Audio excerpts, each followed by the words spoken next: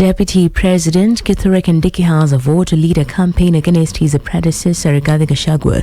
After Gachagua's televised interview attacking the Kenya Kwanza administration, Kindiki dismissed Gachagua's remarks suggesting the former deputy president was in panic mode as the government began gaining ground. Speaking to a group of over 2,700 leaders and professionals from Kiambu County, Kindiki emphasized that Gachagua had no claim over the mountain region. Na watu waache threats, tuheshimiane. Nilisema ile siku ingine, sisi zote tuheshimiane. Kama wewe unafikiri wewe ni maarufu, ngojea siku hiyo. Sawa sawa? Ndio utajua kuna wanaume hii town.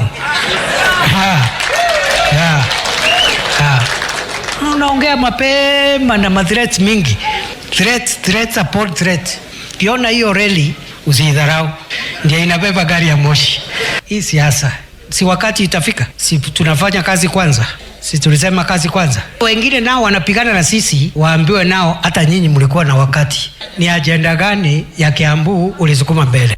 Since the Deputy President Kindiki assumed office, his current residence has become a hub of activity with a focus on meetings with the grassroots leaders to discuss government projects. So far, Kindiki has engaged with the leaders from over 80 counties, and more meetings are planned as he takes on the role of chief implementer of government initiatives. Pearl Newsbeat. This is former Deputy President Rigathi Gachagua has told off President William Ruto for what he termed as profiling communities behind the tribal lines.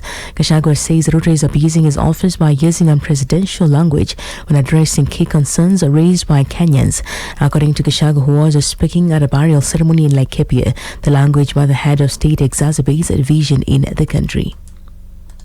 You are profiling communities. The people of Mount Kenya region, you call them tribalists. The people of Kambani, you demean them, call them Dego farmers. The people of Isiolo, you call them drug peddlers. Mr. President, be careful, because I have listened to the ground and I want to advise you today, stop abusing the people of Kenya.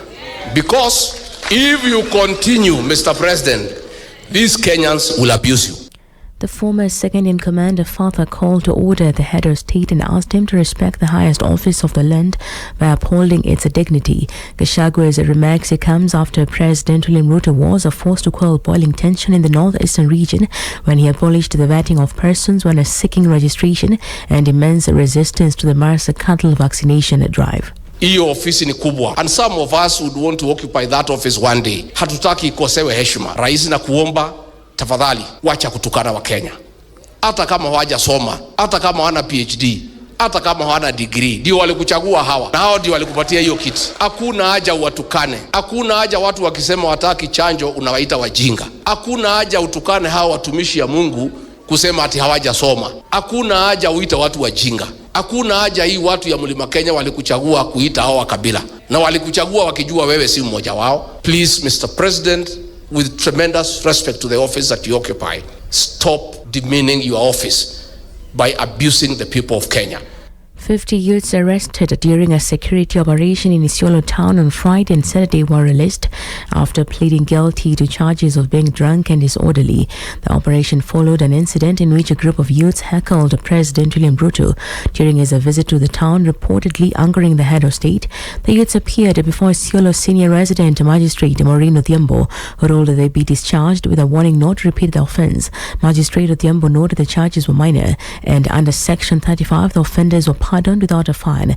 President Ruto was in Isiolo County to launch development projects, but the situation took a turn when a group of youths heckled him during his address. Pearl Newsbeat. Former Prime Minister Raila has said he will accept the outcome of the African Union Commission chairperson elections scheduled for this Saturday during the ordinary session of the heads of state meeting in Addis Ababa. Speaking at Bomas of Kenya, where he addressed ODM leaders and women enthusiasts during a special prayer service, Raila said he will graciously return home if he loses to either Djibouti's Mohamed Yusuf or Madagascar's Richard Randriamandrado, as he eyes to success Moussa Faki following the lapse of his 2 years tenure. Tutafanya pamoja na viongozi wote wa bara la Afrika. Kwa mimi natoa shukrani sana kwenu. Leo sitaki kusema mambo mengi zaidi. Manake leo nyinyi mnaombea mimi. Si mnaombea mimi? Sio? Naenda kwenye kinyang'anyiro, sio? Sivyo? Mimi nina hakika tutakienda pale kwa kiongozi ya Mwenyezi Mungu tutafaulu. Tukishinda tumefaulu. Tukishindwa tumefaulu. Parliament is scheduled to resume today following a recess, a period during which both the National Assembly and the Senate had been on break.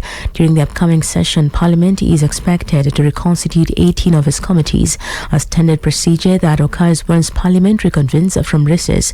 Wiper Party leader Kalonzo Musyoka has urged the Azimio la Umoja coalition leaders to occupy the majority seats in the Parliament after the High Court ruled that the Kenya Kwanza coalition is not the House's majority. A three-judge bench on Friday ruled that President William Ruto's Kenya Kwanza is not the majority and cannot claim seniority status. Kalonzo therefore holds that the Azimio coalition should take their rightful position pending official House leadership changes. Pearl Newsbeat. Officials from the Social Health Authority have been tasked to explain the delayed disbursements of funds to health facilities, locking out patients, including public servants, from accessing medical services. Speaking before the National Assembly Departmental Committee on Health, the Medical Services PS Harakim Tai admitted that a delayed remittances of funds to facilities has blocked the health service delivery. The members of the Departmental Committee on Health were also joined by officials from the Ministry of Health and representatives from the Social Health Authority SHA Board. Because under the new social health insurance funding, the public servants scheme or the enhanced public servants scheme is no longer under SHA. That is now under the Public Servants Officers Medical Fund.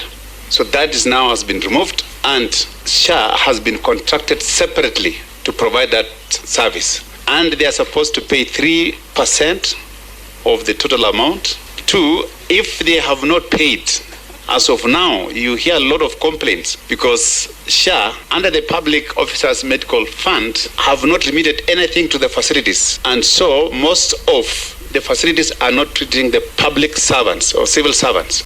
And across borders, the Democratic Alliance has filed a legal challenge against South Africa's controversial Expropriation Act, which allows the government to seize a private land without compensation in certain cases.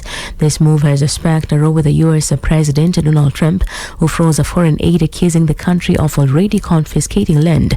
The South African government, led by the African National Congress, dismissed Trump's actions as based on misinformation. The DA, the second largest party in the coalition government, argues the law is unconstitutional and warned President Cyril Ramaphosa against signing it.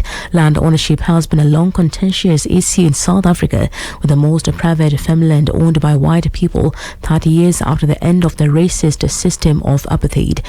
Pearl Radio, the home of fresh and classic hits.